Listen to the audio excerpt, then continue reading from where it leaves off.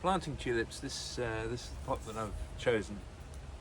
So if you imagine you plant your tulips 1, 2, 3, so your tulip ends up about here. There's plenty of room for the roots. Now tulip roots are very fibrous and they do stretch quite a distance.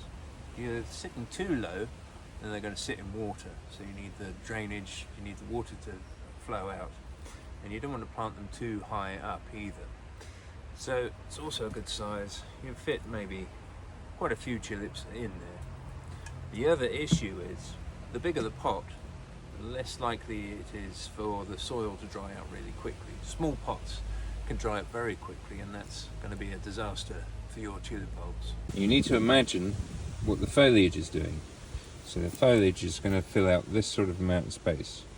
So if you can imagine 1 tulip, 2 tulips, 3 tulips, 4, 5, 6, 7, maybe 8 and 9 to fit in there.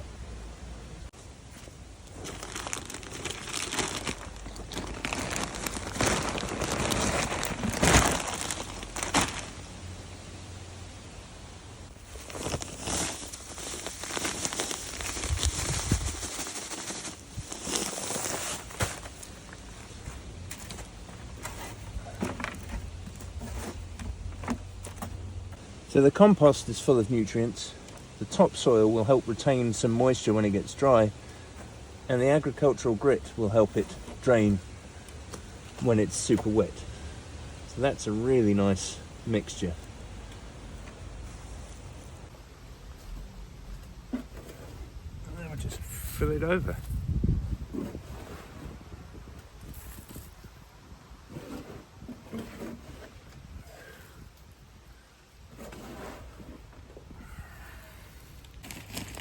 Just a fine layer of washed gravel will help suppress the weeds and keep the moisture in.